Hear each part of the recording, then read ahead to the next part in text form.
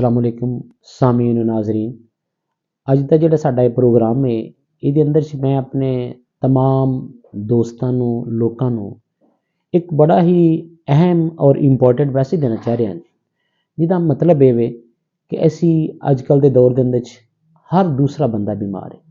ਕੋਈ ਸ਼ੂਗਰ ਦਾ ਮਰੀਜ਼ ਹੈ, ਕੋਈ ਬਲੱਡ ਪ੍ਰੈਸ਼ਰ ਦਾ ਮਰੀਜ਼ ਹੈ, यहाँ तक लोग ਜਿਹੜੇ ਨੇ ਕੁਝ ਕੈਂਸਰ ਦੇ ਪੇਸ਼ੈਂਟ ਨੇ।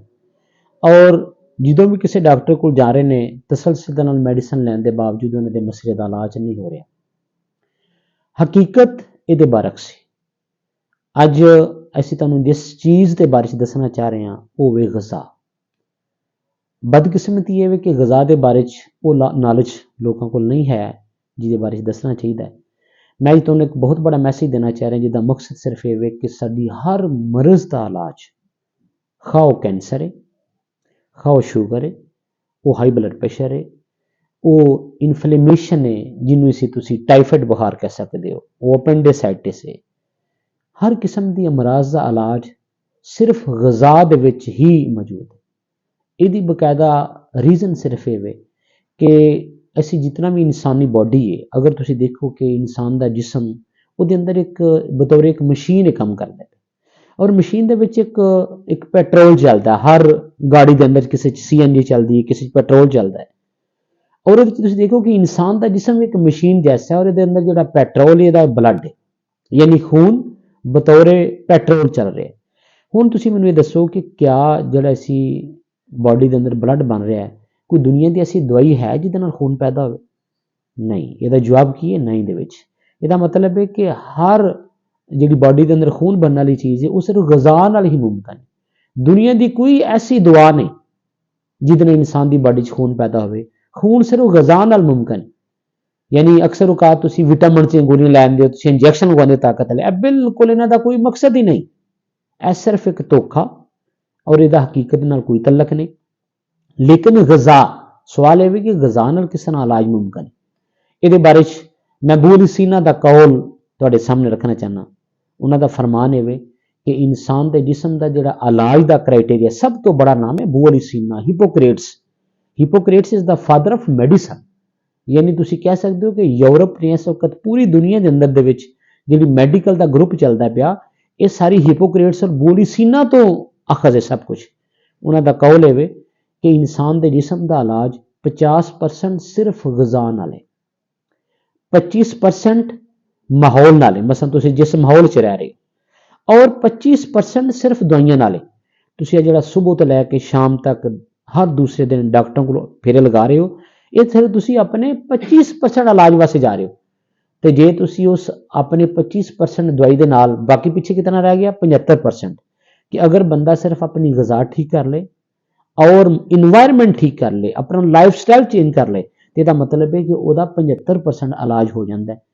अगर असी इस 25% के पिछे असी दिन रात डॉक्टरों को पैसे दे रहे हैं, बहुत ज़्यादा असी परेशान भी हाँ, तो क्यों ना असी अपने आप को उस ग़ज़ा की वजह ही लैके चले जाइए, ग़ज़ा के मुताबिक ही अपनी बीमारी का इलाज करिए जिन्हें 100% वो काबिल इलाज भी नहीं। ये हवाले के नाल मैं खसूसन कहूँगा कि ऐसे पेशेंट ਜਿਹੜੇ ਸ਼ੂਗਰ ਦੇ ਮਰੀਜ਼ ਨੇ, ਅੱਜ ਕੱਲ੍ਹ ਦੇ ਦੌਰ ਸ਼ੂਗਰ ਦੇ ਪੇਸ਼ੈਂਟ ਬਹੁਤ ਜ਼ਿਆਦਾ ਨੇ।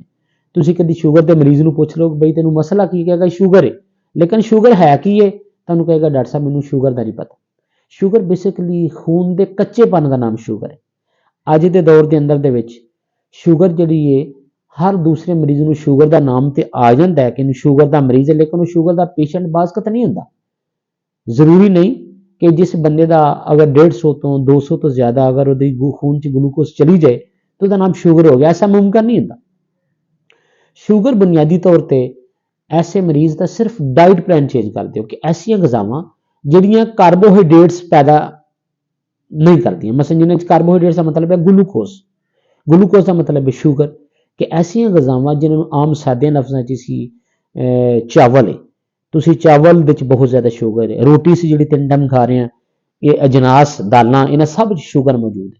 तुसी फिर ऐसे ग़ज़ाई डाइट ते चलोगे जिहड़ी शुगर कम से कम पैदा करदे हैं। मसलन जिहड़ी प्रोटीन है गोश्त है ये शुगर नहीं है।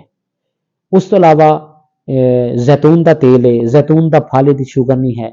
उस तो अलावा बेशुमार ऐसियां सब्जियां जिन्हें शुगर बहुत कम है, मसलन करेले वे, चूंगा है, शिमला मिर्च है, ਜਾਂ ਸਬਜ਼ ਮਿਰਚੇ, ਬੇਸ਼ੁਮਾਰ ਸਾਡੇ ਕੋਲ ਨਬਾਤਾਤੀ, ਜਮਾਦਾਤੀ ਔਰ ਹੈਵਾਨੀ ਸੋਰਸਿਸ ਨੇ ਜਿਨ੍ਹਾਂ ਨੂੰ ਸਿਰਫ ਗਜ਼ਾ ਦੇ ਨਾਲ ਹੀ ਇਸ ਸ਼ੂਗਰ ਜੈਸੇ ਮਰਜ਼ ਦਾ ਇਲਾਜ ਹੋ ਸਕਦਾ ਹੈ। ਦੂਸਰੀ ਮਰਜ਼ ਅੱਜ ਕੱਲ੍ਹ ਦੇ ਦੌਰ 'ਚ ਲੋਕਾਂ ਨੂੰ ਫਾਲਿਜ ਦਾ ਬੜਾ ਮਸਲਾ ਹੈ। ਮੈਂ ਜਿਸ ਵੀ ਪੇਸ਼ੈਂਟ ਨੂੰ ਕੋਈ ਫਾਲਿਜ ਹੈ ਜਾਂ ਮਸਲਾ ਬਣਿਆ, ਕਿਉਂਕਿ ਇਹਨਾਂ ਅਮਰਾਜ਼ ਦਾ ਇਲਾਜ ਹੀ ਨਹੀਂ ਹੋ ਰਿਹਾ, ਯਕੀਨ ਮਾਨੋ ਸਿਰਫ 3 ਚੀਜ਼ਾਂ ਦੇ ਮਰਕਬ ਨਾਲ ਜਿਹੜਾ ਬਾਈਸੈਟ ਦਾ ਫਾਲਿਜ ਹੈ ਉਹ ਸਿਰਫ ਅਦਰਕ, ਸੌਂਫ ਤੇ ਸਨਾ ਮੱਕੀ, ਇਹ ਤਾਂ ਸਿਰਫ ਪਾਣੀ ਤਿਆਰ ਕਰਕੇ ਪੀਣਾ ਸ਼ੁਰੂ ਕਰ ਲੇ, 20 to 40% ਇਹਦੇ ਟ੍ਰੀਟਮੈਂਟ।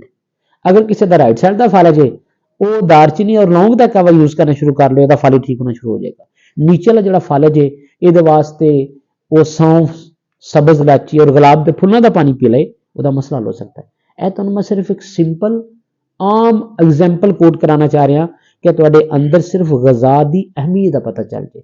ਇਸ ਵਾਸਤੇ ਅਸੀਂ ਇਹ ਤੁਹਾਨੂੰ ਦੱਸਣਾ ਚਾਹ ਰਹੇ ਹਾਂ ਕਿ ਕੋਈ ਮਰੀਜ਼ ਫਾਲਿਜ ਦਾ ਹੈ, ਕੋਈ ਕੈਂਸਰ ਦਾ ਮਰੀਜ਼ ਹੈ, ਕੋਈ ਹਾਈ ਬਲੱਡ ਪ੍ਰੈਸ਼ਰ ਦਾ ਮਰੀਜ਼ ਹੈ, ਸ਼ੂਗਰ ਦਾ ਮਰੀਜ਼ ਹੈ, ਜਾਂ ਕਿਸੇ ਦੀ ਇੰਟੈਸਟਾਈਨ ਦਾ ਮਸਲਾ ਜਿਹਨੂੰ ਅਸੀਂ ਟਾਈਫਾਈਡ ਆਉਂਦੇ ਹੁੰਦੇ ਹਾਂ, ਇਨ तमाम ਮਸਾਇਲ ਦਾ ਇਲਾਜ ਸਿਰਫ ਗਜ਼ਾ 'ਚ ਮੁਮਕਿਨ ਹੈ। ਅਕਸਰ ਔਕਾਤ ਲੋਕਾਂ ਨੂੰ ਬਾਹਰ ਚੜ ਜਾਂਦਾ ਹੈ ਤੇ ਅਸੀਂ ਕੀ ਲੈ ਲੈਂਦੇ ਹਾਂ, ਡਿਸਪਰੀਨ, ਐਸਪਰੀਨ। ਉਹ ਕੀ ਹੈ? ਇਹ ਡਿਸਪਰੀਨ ਔਰ ਐਸਪਰੀਨ ਦੇ ਅੰਦਰ ਸਿਰਫ ਅਗਰ ਤੁਹਾਨੂੰ ਦਵਾਈਆਂ ਹਕੀਕਤ ਦਾ ਪਤਾ ਚੱਲ ਜੇ ਕਿ ਡਿਸਪਰੀਨ, ਐਸਪਰੀਨ, ਐਂਟੀਬਾਇਓਟਿਕ ਗਰੁੱਪ, ਇਹਨਾਂ ਸਭ ਦੇ ਅੰਦਰ 'ਚ ਮਾਰਫੀਨ ਹੈ। ਹੁਣ ਸਾਡੇ ਲੋਕਾਂ ਨੂੰ ਇਹ ਨਹੀਂ ਪਤਾ ਮਾਰਫੀਨ ਕੀ ਚੀਜ਼। ਮਾਰਫੀਨ ਦਾ ਮਤਲਬ ਹੈ ਫੀਨ, यानी जितनी तुसी पेन किलर मेडिसिन लै रहे हो ना, डिक्लोनान, डेक्लोफेनिक सोडियम, ब्रूफन, जितनी भी पेन किलर मेडिसिन है, कभी डॉक्टर को पूछा जाए कि डॉक्टर साहब इस दवाई च किहड़ी चीज़ है जिहड़ी साडी फौरन दर्द नूं कवर करदी है, तुहानूं नहीं दसणगे क्योंकि ਉਹਦੇ अंदर च फीम है। मार्फिन, ओपीयम, कोकीन और बेश, फीम, दतूरा, अजवैन, खरासानी, ये सारियां चीज़ां ने जिहड़ियां नशेइयां नूं दे के की करदी है। जदों तुसी दवाई गोली खांदे हो तुहाडे सेंसरी न्यूरॉन्स यानी तुहाडा ब्रेन है ਉਹਦੇ ਸੈਂਸਰੀ ਨਿਊਰਾਨਸ ਉਹਨੂੰ ਸੈਂਸਲੈਸ ਕਰ ਦਿੰਦੀਆਂ, ਯਾਨੀ ਉਹਨੂੰ ਸ਼ਊਰ ਨਹੀਂ ਰਹਿੰਦਾ। ਦਰਦ ਉੱਥੇ ਹੀ, ਦਰਦ ਨਹੀਂ ਖਤਮ ਹੁੰਦੀ। ਹੁਣ ਅਗਰ ਸਵਾਲ ਕੀਤਾ ਜਾਏ ਕਿ ਜੀ ਉਹ ਗੋਲੀ ਖਾ ਕੇ ਤੁਹਾਡੀ ਦਰਦ ਬੰਦ ਤੇ ਨਹੀਂ ਹੋਈ, ਲੇਕਿਨ ਉਹਨੇ ਕੀ ਕਰ ਦਿੱਤਾ, ਉਹਨੇ ਸੁੰਨ ਕਰ ਦਿੱਤਾ, ਜੋ ਹੀ ਦਵਾਈ ਦਾ ਅਸਰ ਖਤਮ ਹੋਇਆ ਦੁਬਾਰਾ ਦਰਦ ਸ਼ੁਰੂ ਹੋ ਗਈ। ਇਹਦਾ ਨੁਕਸਾਨ ਕੀ? ਨੁਕਸਾਨ ਹੁੰਦਾ ਕਿ ਜਦੋਂ ਤੁਸੀਂ ਦਵਾਈਆਂ ਖਾਣੀ ਸ਼ੁਰੂ ਕਰ ਦਿੰਦੇ ਹੋ ਨਾ, ਉਹਦੇ ਨਾਲ ਫਿਰ ਤੁਹਾਡੇ ਜਿਸਮ ਦੀ ਇੱਕ ਦੂਸਰੀ ਪਾਰਟ ਜਿਹਨੂੰ ਅਸੀਂ ਇਮਿਊਨਿਟੀ ਦਾ ਲਫ਼ਜ਼ ਬੋਲਦੇ ਹਾਂ, ਆਮ ਲਫ਼ਜ਼ ਬੋਲੀਏ ਕੁਵਤ ਮੁਦਾਫਿਅਤ, ਉਹ ਤੁਹਾਡੀ ਦਿਨ ਬ ਦਿਨ ਕੰਮ ਹੋਣਾ ਸ਼ੁਰੂ ਹੋ ਜਾਂਦੀ ਹੈ। ਜੋ ਹੀ ਦਵਾਈ ਸ਼ੁਰੂ ਕਰਦੇ ਹੋ, ਦਵਾਈ ਦੀ ਜ਼ਿਆਦਤੀ ਦੇ ਨਾਲ ਇੱਕ ਬੰਦੇ ਨੂੰ ਅਸੀਂ ਫੀਮ ਖਿਲਾਣੀ ਸ਼ੁਰੂ ਕਰਦੀ ਤੇ ਕਿਆ ਉਹ ਨਸ਼ਈ ਦੀ ਸਿਹਤ ਬਿਹਤਰ ਆਏਗੀ? ਸਵਾਲ ਹੀ ਨਹੀਂ ਪੈਦਾ ਹੁੰਦਾ। ਉਹਦੀ ਦਿਨ ਬ ਦਿਨ ਜਿਹੜੀ ਦੀ ਕੁਵਤ ਮੁਦਾਫਿਅਤ ਤੋਂ ਕੰਮ ਹੋਣੀ ਸ਼ੁਰੂ ਹੋ ਜਾਂਦੀ ਹੈ। ਤੇ ਉਹਦਾ ਰਿਜ਼ਲਟ ਕੀ ਨਿਕਲਦਾ ਕਿ ਜੋ ਹੀ ਤੁਸੀਂ ਦਵਾਈਆਂ ਦੇ ਆਦੀ ਹੋ ਜਾਂਦੇ ਹੋ, ਪਹਿਲੇ ਤੁਸੀਂ ਇੱਕ ਗੋਲੀ ਤੇ ਚੱਲਦੇ ਹੋ, ਫਿਰ ਤੁਸੀਂ ਰੋਜ਼ਾਨਾ ਦੀ ਖਾਣੀ ਸ਼ੁਰੂ ਕਰ ਦਿੰਦੇ ਹੋ, ਫਿਰ ਪੱਕੇ ਮਰੀਜ਼ ਬਣ ਜਾਂਦੇ ਹੋ। ਉਹਦਾ ਰਿਜ਼ਲਟ ਕੀ ਨਿਕਲਦਾ ਕਿ ਕੁਵਤ ਮੁਦਾਫਿਅਤ ਦਿਨ ਬ ਦਿਨ ਕੰਮ ਹੋਣੀ ਸ਼ੁਰੂ ਹੋ ਜਾਂਦੀ ਹੈ ਤੇ ਤੁਸੀਂ ਉਹਨਾਂ ਦਵਾਈਆਂ ਦੇ ਸਹਾਰੇ 'ਚ ਚੱਲਦੇ ਜਾਂਦੇ ਹੋ ਤੇ ਇੱਕ ਰਿਜ਼ਲਟ ਆਉਂਦਾ, ਇੱਕ ਵਕਤ ਆਉਂਦਾ ਕਿ ਉਸ ਤੋਂ ਬਾਅਦ ਇੱਕ ਬੜੀ ਸਾਰੀ ਮਰਜ਼ ਤੁਹਾਡੇ ਜਿਸਮ ਤੇ ਅਟੈਕ ਕਰ ਜਾਂਦੀ ਹੈ। ਮੈਂ ਉਹਦੇ 'ਚ ਅੱਜ ਕੱਲ੍ਹ ਤੁਹਾਨੂੰ ਐਗਜ਼ਾਮਪਲ ਦੇ ਦਿੰਦਾ ਕਿ ਅੱਜ ਕੱਲ੍ਹ ਜਿਹੜਾ ਵੀ ਮਰੀਜ਼ ਸ਼ੂਗਰ ਔਰ ਬਲੱਡ ਪ੍ਰੈਸ਼ਰ ਦੀ 70-80% ਮਰੀਜ਼ ਨੇ ਜਿਹੜੀ ਇਕੱਠੀ ਖਾ ਰਹੇ ਨੇ, ਸ਼ੂਗਰ ਦੀ ਗੋਲੀ ਤੇ ਨਾਲ ਬਲੱਡ ਪ੍ਰੈਸ਼ਰ ਦੀ ਗੋਲੀ। ਹਾਲਾਂ ਇਹਨਾਂ ਦੋਵਾਂ 'ਚੋਂ ਇੱਕ ਮਰਜ਼ ਇੱਕ ਵਕਤ 'ਚ ਹੁੰਦਾ। ਸ਼ੂਗਰ ਦਾ ਮਤਲਬ ਨਾ ਜਿਹੜੀ ਤੁਸੀਂ ਗਲਾਈਕੋਫੇਜ, ਡਾਇਨਲ ਜਾਂ ਇਨਸੂਲਿਨ ਲਗਾਉਂਦੇ ਹੋ, ਉਹਦਾ ਮਤਲਬ ਹੈ ਕਿ ਉਹ ਤੁਹਾਡੇ ਗੁਰਦਿਆਂ ਨੂੰ ਜਾ ਕੇ ਅਟੈਕ ਕਰਦੀ ਹੈ, ਗੁਰਦਿਆਂ ਨੂੰ ਜਾ ਕੇ ਆਉਂਦੀ ਹੈ ਬਈ ਇਸ ਬੰਦੇ ਦਾ ਪਿਸ਼ਾਬ ਰੋਕ ਦਿਓ। ਸ਼ੂਗਰ ਵਾਲੀ ਦਵਾਈ ਦਾ ਮਕਸਦ ਕੀ ਹੁੰਦਾ ਹੈ? ਪਿਸ਼ਾਬ ਕੰਮ ਆਏ। ਤੇ ਜਿਹੜੀ ਹਾਈ ਬਲੱਡ ਪ੍ਰੈਸ਼ਰ ਦੀ ਮੈਡੀਸਨ ਨੇ ਉਹ ਕੀ ਕਰਦੀ ਹੈ ਕਿ ਤੁਹਾਡੇ ਜਿਸਮ ਦੇ ਗੁਰਦਿਆਂ ਕੋਲ ਜਾ ਕੇ ਕੰਮ ਕਰਾਂਦੀ ਹੈ ਕਿ ਪਿਸ਼ਾਬ ਜ਼ਿਆਦਾ ਖਰਚ ਕਰੋ। ਉਹਦੀ ਮਿਸਾਲ ਇਹ ਹੈ ਕਿ ਜਿਵੇਂ ਤੁਸੀਂ ਇੱਕ ਮਰੀਜ਼ ਨੂੰ ਇੱਕ ਵਕਤ ਦੀ ਗੋਲੀ ਦਿੰਦੇ ਹੋ ਹਾਈ ਬਲੱਡ ਪ੍ਰੈਸ਼ਰ ਦੀ, ਪਿਸ਼ਾਬ ਜ਼ਿਆਦਾ ਖਰਚ ਕਰ, ਦੂਸਰੀ ਤੁਸੀਂ ਗਲਾਈਕੋਫੇਜ, ਡਾਇਨਲ ਦੇ ਰਹੇ ਹੋ ਜਾਂ ਇਨਸੂਲਿਨ ਲਗਾ ਰਹੇ ਹੋ, ਉਹਦੇ ਨਾਲ ਕੀ ਹੈ ਕਿ ਗੁਰਦੇ ਉਸ ਪਿਸ਼ਾਬ ਨੂੰ ਰੋਕਦੇ ਨੇ। ਇਹਦਾ ਮਤਲਬ ਇਹ ਹੈ ਕਿ ਤੁਸੀਂ ਇੱਕ ਗਾੜੀ ਉਹਦਾ ਗੇਅਰ ਅਗਲਾ ਲਗਾਇਆ, ਉਹਨੂੰ ਨਿਊਟਰਲ ਨਹੀਂ ਕੀਤਾ, ਬੈਕ ਲਗਾ ਦਿੱਤਾ। ਇਸ ਵਕਤ ਜਿਤਨੇ ਵੀ ਪੇਸ਼ੈਂਟ ਜਿਨ੍ਹਾਂ ਦੇ ਗੁਰਦੇ ਫੇਲ ਨੇ ਉਹ ਸਾਰੇ ਨੇ ਡਾਕਟਰਾਂ ਦੀ ਵਜ੍ਹਾ ਤੋਂ ਨੇ। ਕਿਉਂ ਕਿ ਮੁਤਜ਼ਾਦ ਦਵਾਈਆਂ ਇੱਕ ਵਕਤ ਚੱਲ ਰਹੀਆਂ ਨੇ। ਇਹ ਨਹੀਂ ਹੋ ਸਕਦਾ ਹੁਣ ਸ਼ੂਗਰ ਮਤਲਬ ਇਹ ਪਾਣੀ ਹੈ, ਇੱਕ ਠੰਡ ਹੈ, ਹਾਈ ਬਲੱਡ ਪ੍ਰੈਸ਼ਰ ਮਤਲਬ ਇਹ ਆਗ ਹੈ। ਤੁਸੀਂ ਐਗਜ਼ਾਮਪਲ ਕਰੋ ਕਿ ਕਿਆ ਕਿਸੇ ਅੱਗ 'ਚ ਕਦੀ ਪਾਣੀ ਲੱਗਾ ਹੋ ਸਕਦਾ? ਇਹਨਾਂ ਦੋਵਾਂ 'ਚੋਂ ਇੱਕ ਹੀ ਮਰਜ਼ ਹੁੰਦਾ ਹੈ, ਜਾਂ ਉਹਦੀ ਸ਼ੂਗਰ ਹੈ ਤੇ ਜਾਂ ਬਲੱਡ ਪ੍ਰੈਸ਼ਰ। ਇਹਨਾਂ 'ਚੋਂ ਇੱਕ ਮਰਜ਼ ਹੋਏਗਾ ਤੇ ਦੂਸਰੀ ਅਲਾਮਤ ਹੋਏਗੀ। ਤੇ ਬਦਕਿਸਮਤ ਕੀ ਹੈ ਕਿ ਤੁਹਾਨੂੰ ਦੋਵੇਂ ਸਿਰਫ ਇਹ ਅਲਾਮਤਾਂ ਦਵਾਈਆਂ ਖਵਾ ਕੇ ਜਿਹੜਾ ਮਰੀਜ਼ ਗਿਣ ਕੇ ਹਾਈ ਬਲੱਡ ਪ੍ਰੈਸ਼ਰ, ਸ਼ੂਗਰ ਦੀ 3 ਤੋਂ 4 ਸਾਲ ਮੈਡੀਸਨ ਖਾ ਲੈਂਦਾ, ਉਸ ਤੋਂ ਬਾਅਦ ਵਿਚਾਰੇ ਨੂੰ ਐਂਡ ਕੀ ਹੁੰਦਾ ਹੈ, ਜਾਂ ਉਹਨੂੰ ਫਾਲਜ ਹੋ ਜਾਏਗਾ, ਜਾਂ ਉਹਨੂੰ ਹਾਰਟ ਅਟੈਕ ਹੋ ਜਾਏਗਾ ਤੇ ਜਾਂ ਉਹਦੇ ਗੁਰਦੇ ਫੇਲ ਹੋ ਜਾਣਗੇ। ਇਹ ਪੱਕੇ ਮਰੀਜ਼, ਤੁਸੀਂ ਜਿਤਨੇ ਮਰੀਜ਼ ਸਰਵੇ ਕਰ ਲਓ, ਇਹ ਮੇਰਾ ਚੈਲੰਜ ਹੈ ਕਿ ਤੁਸੀਂ ਕਿਸੇ ਹਸਪੀਟਲ ਚਲੇ ਜਾਓ, ਉੱਥੇ ਡਾਟਾ ਕਲੈਕਟ ਕਰੋ, ਲੋਕਾਂ ਨੂੰ ਪੁੱਛੋ ਬਈ ਤੁਸੀਂ ਪਹਿਲੇ ਕੀ ਦਵਾਈ ਖਾਂਦੇ ਸੋ? ਉਹ ਤੁਹਾਨੂੰ ਆਖਣਗੇ ਜੀ ਮੈਨੂੰ 5 ਸਾਲ ਹੋ ਗਏ ਨੇ ਜੀ ਸ਼ੂਗਰ ਦੀ ਦਵਾਈ ਖਾਂਦੇ ਆ। ਕੋਈ ਆਖੇਗਾ ਕਿ ਮੈਨੂੰ 7 ਸਾਲ ਹੋ ਗਏ ਮੈਂ ਹਾਈ ਬਲੱਡ ਪ੍ਰੈਸ਼ਰ ਦੀ ਗੋਲੀ ਖਾਂਦਾ ਸਾਂ। ਉਹ ਸਾਰੀਆਂ ਗੋਲੀਆਂ ਕੀ ਕਰਦੀਆਂ ਸਨ? ਉਹ ਗੋਲੀਆਂ ਤੁਹਾਡੇ जिसम में जाके वो सुन्न करदियां सन। हाई ब्लड प्रेशर, शुगर, ये जिसम के किसी आर्गन की खराबी की वजह तो पैदा, ये तो एक अलामत का नाम है। असूली इलाज ऐसी कि देखा जाए बीपी हर बंदे का 150 होंदा है, 120 तक रहना चाहिए।